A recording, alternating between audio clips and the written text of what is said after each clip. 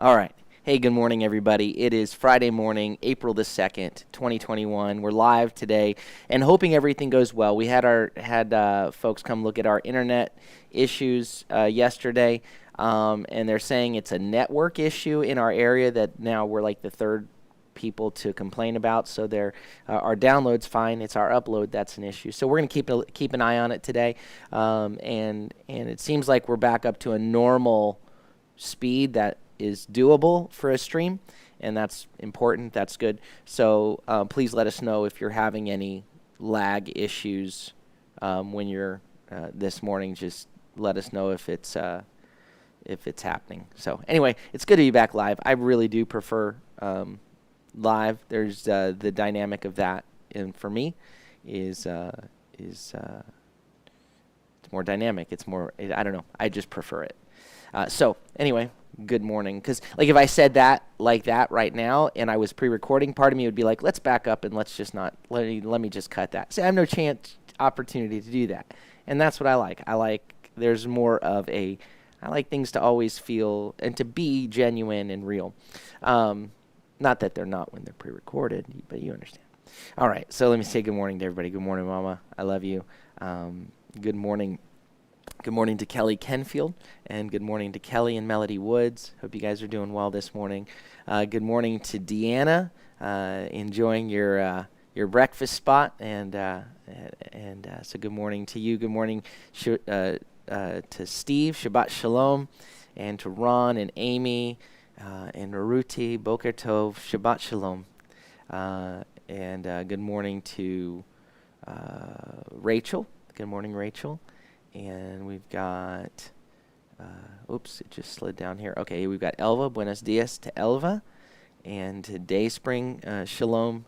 Dayspring, Shabbat Shalom as you're cooking. And let's see here. We've got Sonia. Good morning, Sonia and Naum and Sarah. And good morning, you guys. And let's see here. We've got Pastor and Sister Martinez. And good morning to Barbara Callahan. And yeah, it is Good Friday, as we remember once more the Lord laying His life down for us. It's funny how people like to argue about what day. They love to argue about days and is this the day, and don't argue about it. It's great when a lot of the world at least takes a day to acknowledge in a real way Yeshua's death. In the days leading up to acknowledging His resurrection. And and our prayer is that for all of those who acknowledge it in a, I got to come up with a new phrase for going through the motions, but in kind of a rote way, in a religious way, but where it hasn't penetrated their hearts. For all of those who do that, our prayer is that there will be many who, having begun in a religious rote way, that the Holy Spirit will pierce their hearts. There'll be a tenderness within them, and they'll respond to really awaken to the reality of the hope that we have in Yeshua and of what His death means, and that on this day that there will be those that awaken to that maybe for the first time. Good morning to Kathleen, and then let me say good morning to Elizabeth and Philip and Jesse and Salome. Good morning to you guys. All right. And to John and Jan. Good morning, John and Jan. And Jessica. Hey, how you doing? So we've got almost all the Devons on here. Jerry and Janet. I don't know that, actually, did I say hi to Jerry and Janet? Well, good morning, Jerry and Janet as well. All right. So we are in James 1, and I hope you enjoyed that 80s Christian bop. Steve Green, That's Where the Joy Comes From. A little cheesy, but I love it. It's stuck in my head. Anytime I read this passage in James, that song comes in my head from when I was a kid.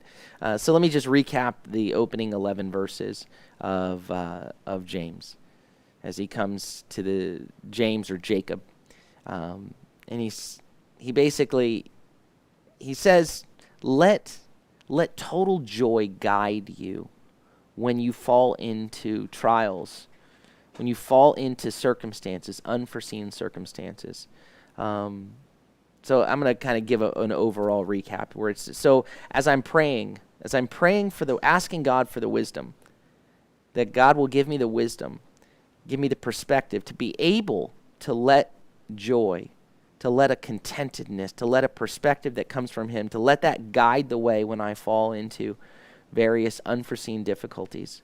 I can be assured that as I bring my request to God, that first of all, he's a God who gives, right? He's a God who gives. He gives in a straightforward way. It's not kind of duplicitous. He just gives plainly and straightforwardly, and he doesn't give begrudgingly. He is generous with his gifts because his desire, he wants to gift us to him, to that we would be being formed into his likeness, right? When your children are asking you for what they need in order to do what you've asked them to do. If my kids come to me and say, "Dad, I'm going to do this cleaning. Can you get me what I need to clean the house?" or something like that. I'm going to give them what they need to do that, right? I think I'll be like, "Yeah, that's great." When we ask for the things of the Lord that are the very things that he desires from us, so we say, "God, I need the wisdom." You're saying to let joy guide the way. So give me a perspective so that I'm not divided in this. When we ask that for him, he gives it straight in a straightforward way. When we have his wisdom, right, it begins to change our perspective from being rooted in the mindset of this world toward a mindset that views life, that views the trials, that views the circumstances through a God's eye view. So I can have joy in the midst of difficulties, sometimes within the difficulty to rise above it. Right? When you're down in the weeds, and you can't see where this is all going, you can't grab a perspective of where it is. You're in the middle of it. It's difficult. So we ask God for the wisdom, for that perspective to be able to get a grasp, so that I can go not being split. Right? I'm on my path to walk in his way. It says I don't want to be double-minded. When I ask him to give me this perspective, lift me up, give me the perspective to see, give me your wisdom so that I can see and walk in your way. Otherwise, if I'm going back and forth, I want to go this way, I want to go this way, I want to go this way, I'm not going to be able to stay steady on either path. How am I going to stand under? How am I going to stand at all when I can't make up my mind?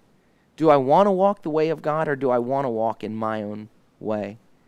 And that kind of double-mindedness is going to cause a downfall.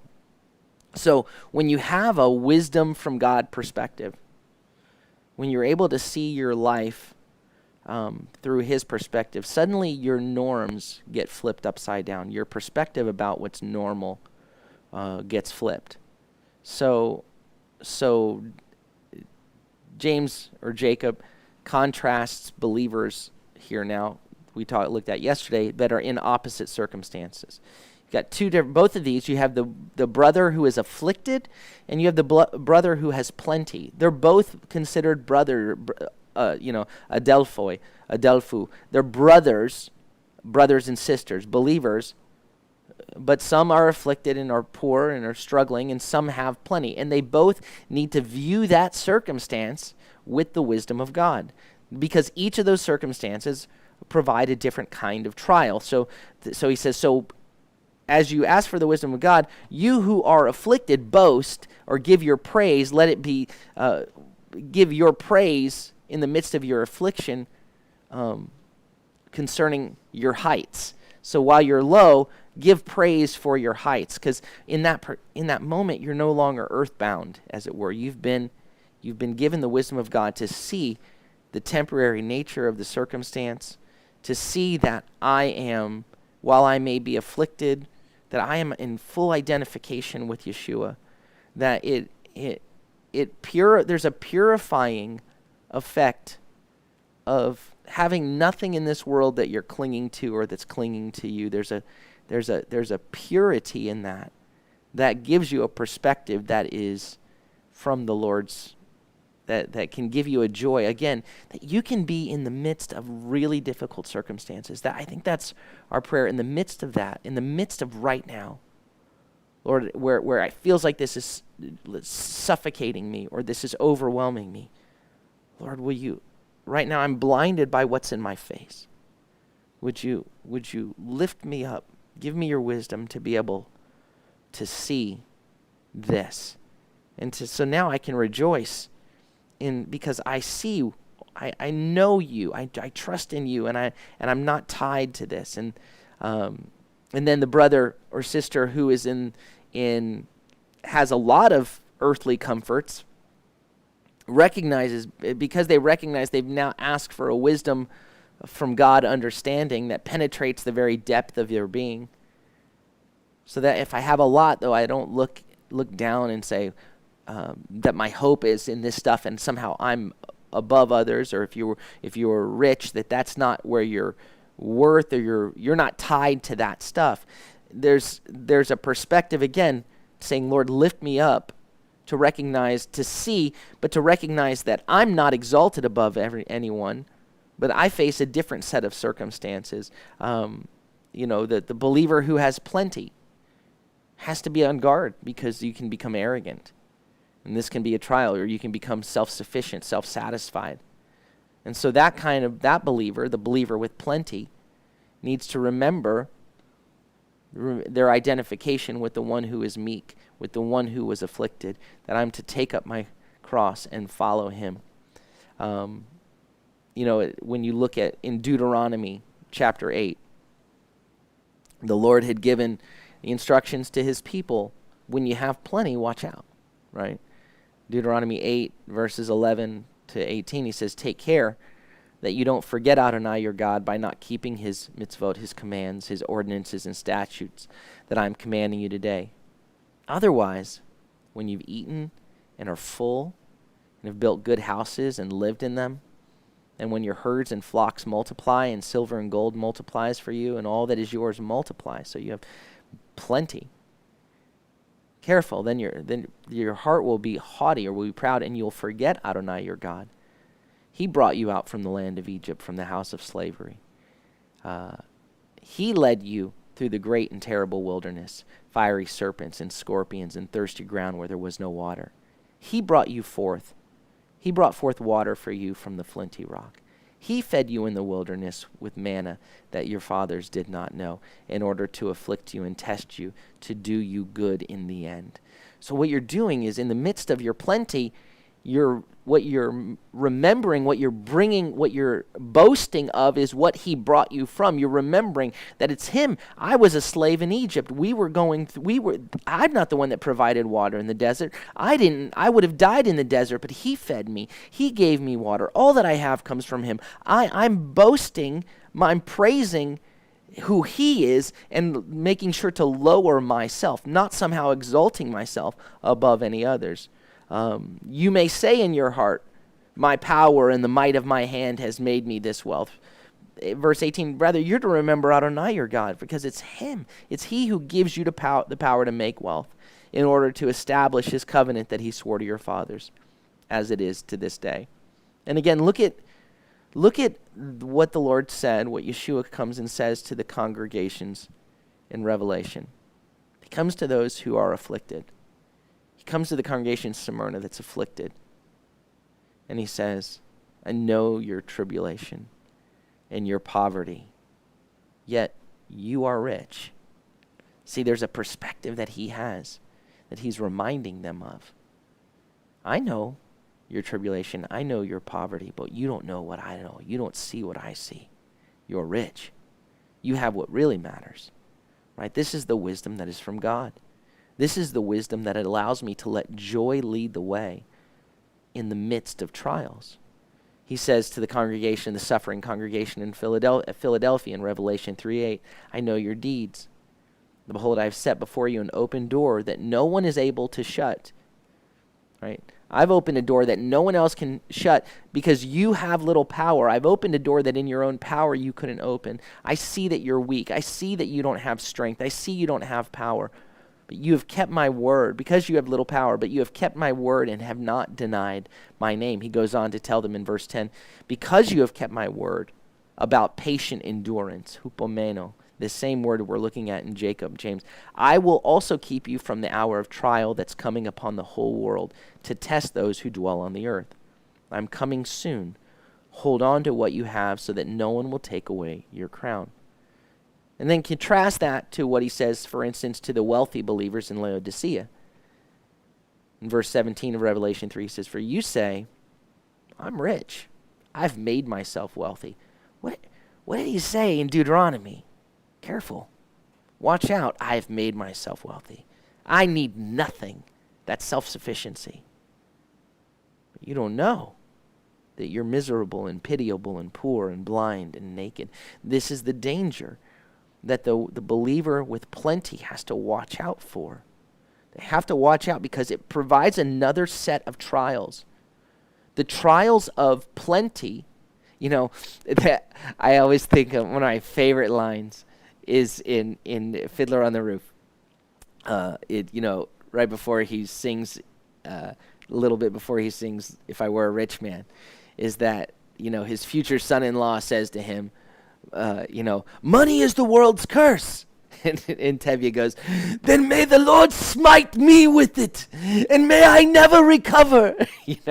And that's, sometimes we're like, Lord, let me have the trials of wealth. Please give me the trials of wealth. But the danger of the trials of all of that is that it can drive at something it can give birth to something or awaken something deep within the twisted heart of the human sinful condition, the selfishness that is very difficult.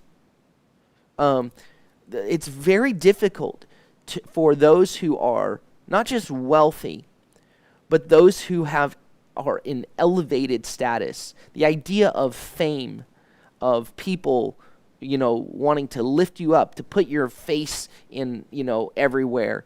And in the midst of that, to stay humble in recognition of who God is, that is an ongoing trial for people who face that. It is, I can't even imagine, and it must be very difficult. It is a trial in and of itself. And so those who are facing that trial need to remember who they are in relationship to God. And that's where that's gonna. So in verse 12 today it says, continuing that idea, it says happy or makarios, blessed. Blessed is the one who endures testing.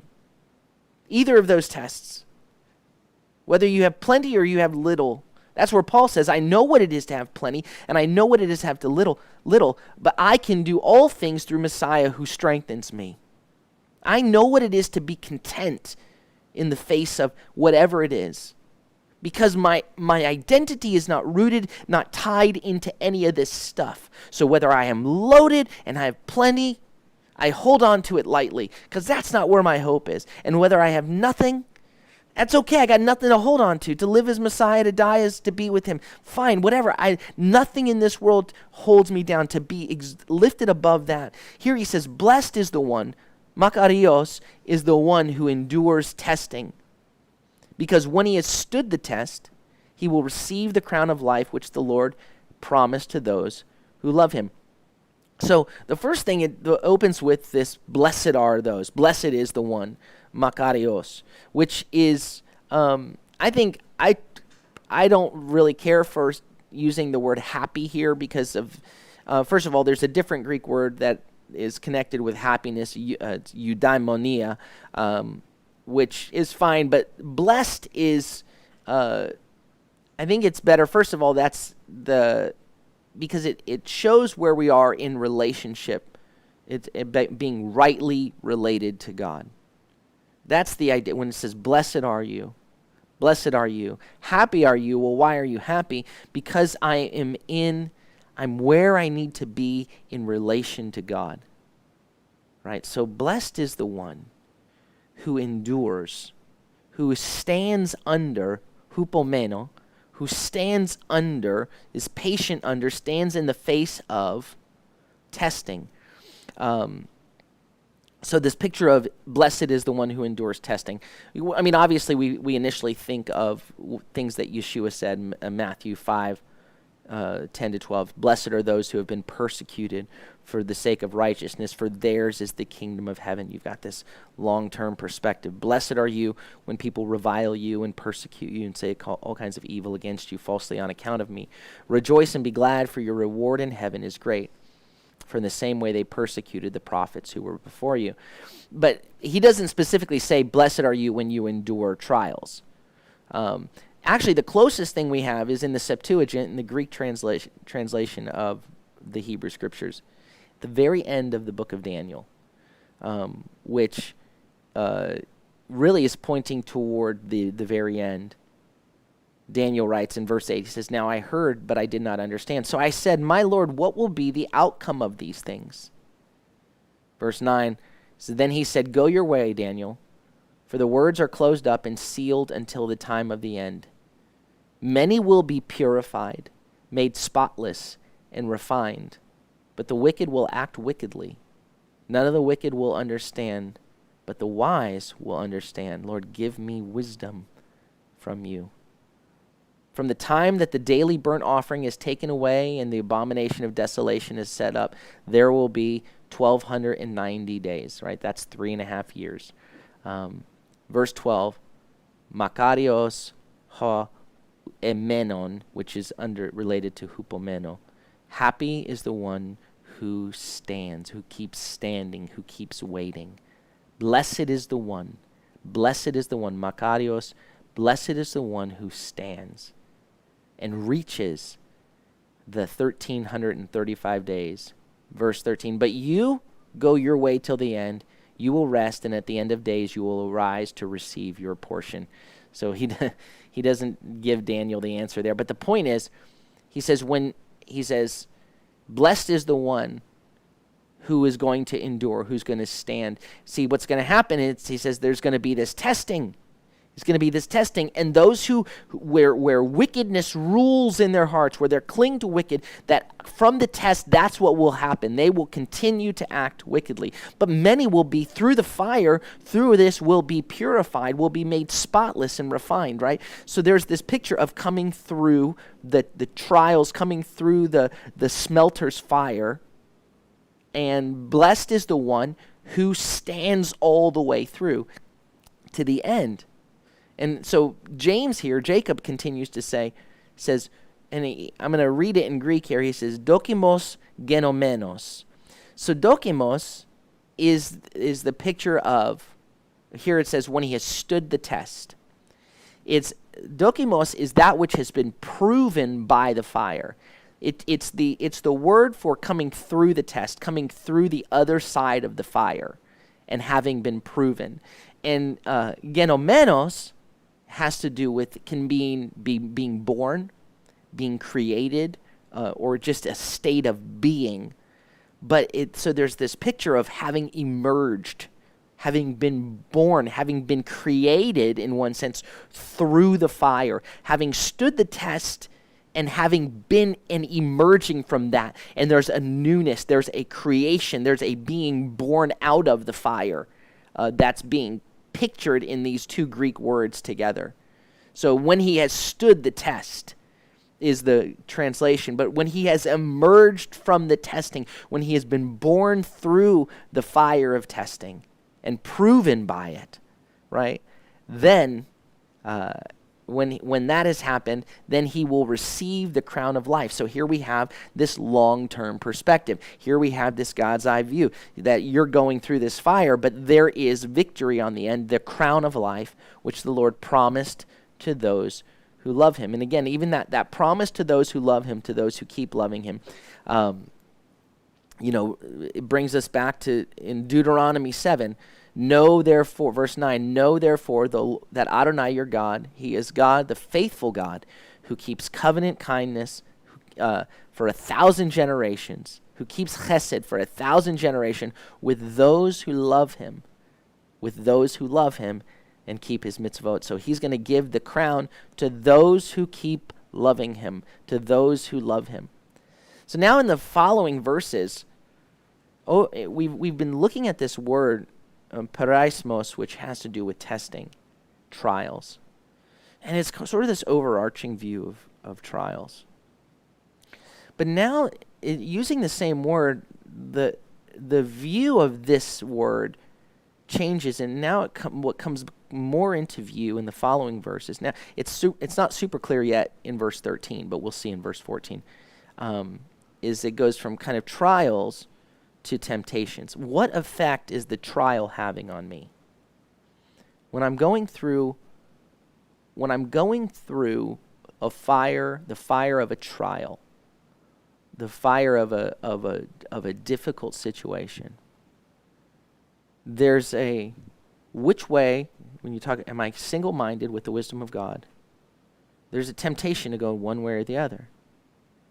Am I single-minded in going His way, or am I veering off? Am I going in my own way? Am I letting, in the midst of the trial, that's why a little bit later, by the way, he's going to say, be slow to speak, quick to listen, slow to speak, and slow to become angry. That's going to happen. We're not going to look at that today.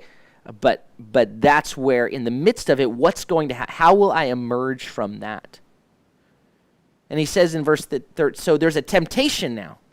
The trial produces a temptation. Let no one say when he is tempted. Let none, when he is tempted, say, well, that I am tempted by God, or from God is my temptation. For God cannot be tempted by evil, and He Himself tempts no one. So there's the language in this one is really challenging. So again, because you've got this same word, temptation, he's saying, let no one say that I am tempted from God, or say that my trial comes from God. And at first that can be a little confusing, because you can see where there are passages in the Hebrew Scriptures that make it very clear that the Lord tested, that He, and it uses this same word, that He in the Greek translation, He tested Abraham. He tested him when He told him to sacrifice his son. It says He tested the people in the desert. Right? The test is to see what was in them. So what it's saying here is, when in the midst of the trial, and when I fail the test, when I explode in anger, or I lose the battle of the temptation that the Lord allowed me to go through, that the Lord, so He does allow us to go through the trials, but when there is the temptation to, and I lose that, don't say, well, I now blew up because God, you put me in this situation. Don't say that, because the temptation toward evil doesn't come from God. And it uses a word, it takes that word tempted, and it puts an A in front of it. So someone could say, well, God is untemptable by evil. It says, for God, aperastos, which could be untested, or untestable, or incapable of being tempted or tested by evil. So what's going to come? So this part, when the evil comes out of me, when the selfishness comes out of me, I don't get to say, well, that came from God because he allowed me to go through the test, because that part of my nature is not from the wisdom of God. That doesn't come from Him. He's not tempted by evil, and He doesn't tempt you toward evil. That's not what He's doing. What He does do is allow you to walk through it so that what is true and pure can come out. And so here's where the negative stuff, verse 14 says, but each one is tempted when he is dragged away, or lured away, drawn away, and enticed by his own idemia, it's that idea, his own, his unique, his particular cravings, by his particular, his epithemias, his cravings, his own particular, ideas epithemias, his own particular cravings. By what when I fall into selfishness, we all can be selfish in different ways. We all have particular temptations. We all have our own areas that tempt us. And I don't get to blame God for allowing me to walk through the circumstances that, well, God, why did you, you may say when in your marriage is producing something, or is revealing something in your own heart that can be challenging. You say, well, God, why did you give me, where Adam says, you gave me this woman, right? He blames God for the you gave me the woman, right? And no, what his own craving, it was the own desire in that moment that enticed him, that lured him away. You gave me, so when we blame God, he says, no, you can't blame God for your failures, because nothing evil comes from him. It came from your own cravings, from your own lusts, from your own desires. So it says that each one is tempted when he is dragged away or lured away, enticed by his own cravings. Verse 15, then when desire has conceived, right? When desire has conceived, now you have this picture now of something having been born. There's that awakening there's the moment where my craving, it awakens and it's conceived. Now what's going to happen there? When it's conceived, what's born is sin. The cravings of my own flesh give birth to sin, and sin, when it is full grown, what it brings forth, it brings forth apokue, and it gives birth to death. So the result, it's the cravings, the desires, my selfish desires, that the end result, when I begin to pursue them, and so it starts with a conception, which can be really hidden within, right? Our own desires, our own, the way we can hide our own selfishness under it. The heart is deceitful above all things. Who can know it? And the Lord says, I do, in Jeremiah 17. And he says, I, the Lord, test the heart. So yeah, he does allow the fire to face it. But when what comes out is evil, we don't get to say, well, that's from God, because nothing evil comes from God. Right? That came from somewhere else. That came from your own fleshly cravings, from your own lust, from your own desires. Don't get to blame that on God. But he allowed it to be brought to the surface to be dealt with. And so it brings forth those cravings, that selfishness. The result is it brings forth destruction. It brings forth death. Verse 16. It says, don't be deceived. And remember, we talked about this word in planos, in 2 Peter. Don't be led astray. Don't be deceived. Don't get off the path, my dear brothers and sisters, my beloved ones. Agapitoi, he says. Adelphoimu agapitoi. Don't be deceived, my dear brothers. He says, every good gift, or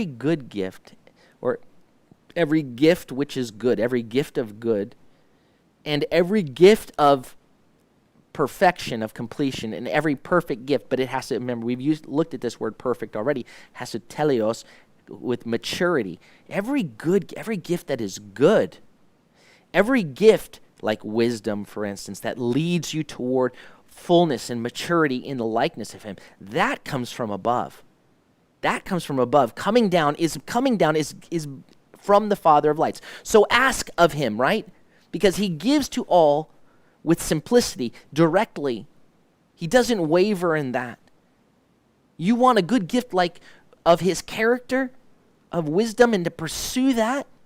Every gift of good comes from above. Every gift that will lead to your spiritual maturity, to your completion, to you becoming who you're, that comes from above.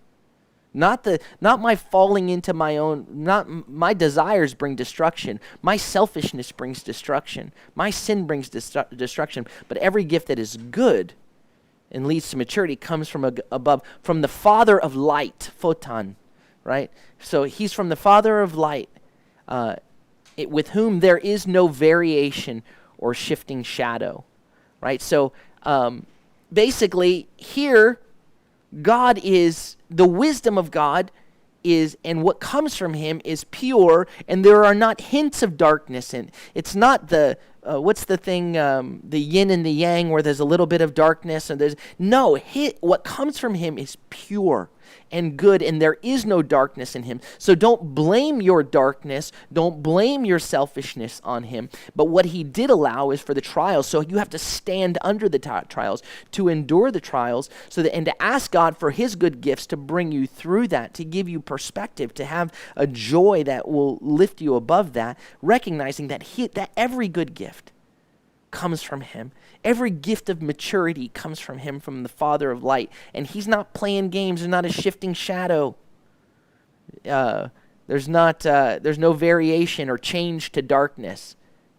Verse 18, we'll close with this one today. By his will, boulithes, as he willed, as he desired, he brought us forth. Okay, so this is now the same word. Back in 15, it said when sin, when it's full grown, it brings forth death. But the Lord, God, by his will, he brought us forth. There's a picture of the Father bringing us to life, bringing us forth to life. He brought us forth by the word of truth. Right? So by his word, he brought us into being. He made us new by the word of truth, so that we might be a kind of first fruits of all that he has created. So you have this picture of God doing all things, making all things new. There's a purpose to what he's doing, what he's begun in you. He brought us forth by his word of truth, the end purpose of which is as a new creation. As Paul talks about a new creation, he's bringing us forth as a first fruits, a restoration of the beginning of what he wants for all that he has created, to make all things new. So recognize what you're going through, what you're facing, the trials that you're enduring. You're the beginning, the new. There's something new. You're being born, emerging through the fire to be a first fruits, to be the beginning of of the desire that he has for a whole world that's driven by selfishness, a whole world that's driven by me firstness, a whole world that is destroying itself because that me firstness, when it gives birth, when it is fully grown, gives birth to death. And here he gives birth to newness. He has given birth to us, brought us forth by the truth of his word. So don't be deceived, don't be led astray, don't blame God. And now he'll go in verse 19 to a very practical. So listen, folks. It was at verse 19. So be quick to listen, slow to speak, slow to anger. And so now we're going to talk about what produces the righteousness of God. And that's where we'll be at on Monday morning. Okay, so that is it for today. And did everyone have a clear... No problems today? Okay. Did everybody in general have a good experience watching the stream in terms of your the feed? That's good. Okay. Did I say hi to Pat and Lori? I think I skipped Pat and Lori, who's right at the top of the list. I'm sorry, Pat. And so good morning to Pat and Lori. I'm sorry. And Lori. I'm sorry, Pat and Lori. All right. Antonio's correcting me. And I'd say Mignon and Rashad, good morning, and shalom to Terry, and Jim and Sarah and Nicole, good morning to you guys, and to Sonia and Margarita, good morning to you as well. And let's see, all right, and yeah, Ron said no problems from their end. That's good. And good morning to Tim and Cindy, and to Jenny. Hey, Jenny. Good morning to you, and say hello to your parents, to Ruben and Maria for us. And good morning to, I think, everybody else. Let's see. We got the Eddies. Good morning to Lauren and Levi and Valor and Haven and Everett and Carol. Shabbat shalom to you all. And tomorrow we'll see you for Shabbat. May the Lord bless you and keep you. May the Lord make his face to shine upon you and be gracious unto you. May the Lord lift up his countenance upon you and give you peace. Shalom, shalom. Shabbat shalom. Have a beautiful day.